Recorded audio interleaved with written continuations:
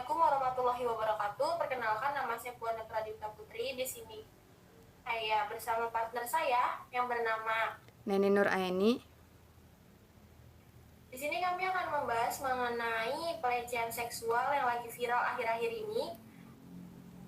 Langsung aja pertanyaan pertama. Menurut Anda, pelecehan seksual itu gimana ya? Menurut saya, pelecehan seksual merupakan segala macam bentuk perilaku yang berkonotasi seksual yang dilakukan secara sepihak dan tidak dikehendaki oleh korbannya. Oh, seperti itu ya. Pertanyaan kedua, apa saja akibat dari pelecehan seksual? Akibat dari pelecehan seksual yaitu yang pertama, dampak psikolog korban kekerasan dan pelecehan seksual akan mengalami trauma yang mendalam. Selain itu, stres yang dialami korban dapat mengganggu fungsi dan perkembangan otaknya. Yang kedua, dampak fisik. Kekerasan dan pelecehan seksual pada anak merupakan faktor utama penularan penyakit menular seksual. Selain itu, korban juga berpotensi mengalami luka internal dan pendarahan. Pada kasus yang parah, kerusakan organ internal dapat terjadi. Oh, seperti itu ya. Baik-baik. Kita lanjut ke pertanyaan ketiga. Kenapa pelecehan seksual bisa terjadi di lingkungan kampus yang dimana itu lingkungan berpendidikan? Karena faktor penyebab terjadinya kekerasan seksual diantaranya faktor natural atau biologis, faktor sosial dan budaya, faktor relasi kuasa yang sangat sering dijumpai di kampus.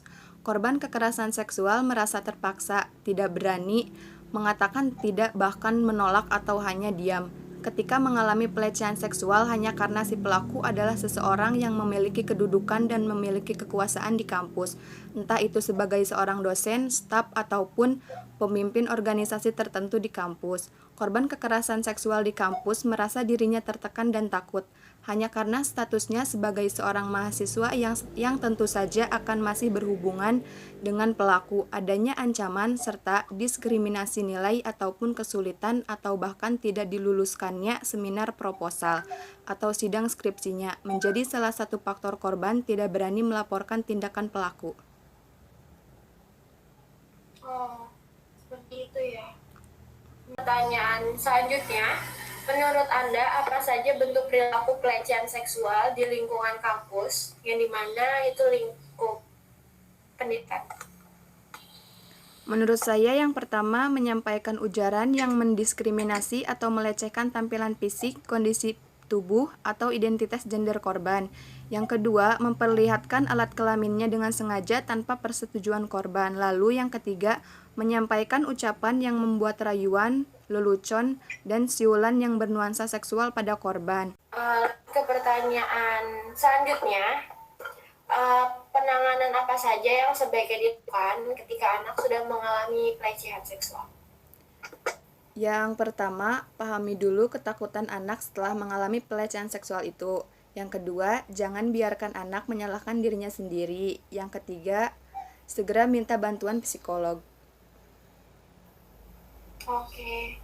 Um, apa alasan korban pelecehan seksual tidak melakukan tindakan apa-apa?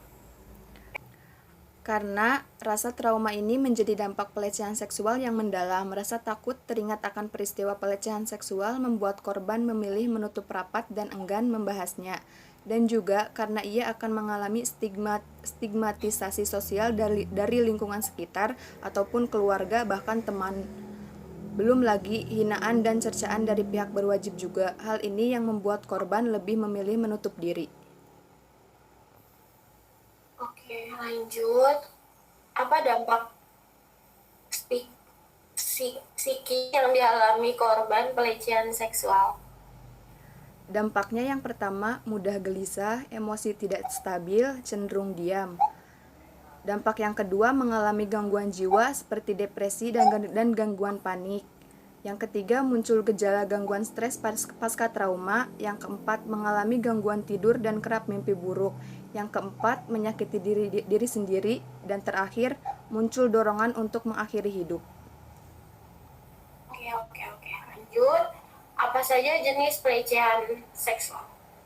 Yang pertama, pelecehan gender merupakan pernyataan dan perilaku seksis yang menghina atau merendahkan wanita. Contohnya, termasuk komentar yang menghina, gambar atau tulisan yang merendahkan wanita, lelucon cabul atau humor tentang seks atau wanita pada umumnya. Yang kedua, perilaku menggoda merupakan perilaku seksual yang menyinggung, tidak pantas dan tidak diinginkan. Contohnya, termasuk mengulangi ajakan seksual yang tidak diinginkan, memaksa untuk makan malam, minum atau kencan, mengirimkan surat dan panggilan telepon yang tak henti-henti meski sudah ditolak, serta ajakan lainnya. Yang ketiga, penyuapan seksual, permintaan aktivitas seksual atau perilaku terkait seks lainnya dengan janji imbalan, rencana mungkin dilakukan secara terang-terangan atau secara halus. Selanjutnya, pemaksaan seksual, pemaksaan aktivitas seksual atau perilaku terkait seks lainnya dengan ancaman hukuman. Contohnya seperti evaluasi kerja yang negatif, pencabutan promosi kerja, dan ancaman pembunuhan. Cukup. Yang terakhir, apa ciri-ciri pelecehan seksual? Ciri-cirinya, pria menganggap wanita lebih lemah, sering membaca konten pornografi, memiliki riwayat seksual, dan pelaku memiliki otoritas di atas korban. Cukup sekian dari kami. Mohon maaf jika ada kata-kata yang salah atau informasi yang kurang jelas. Wassalamualaikum warahmatullahi wabarakatuh. Terima kasih. Bye-bye.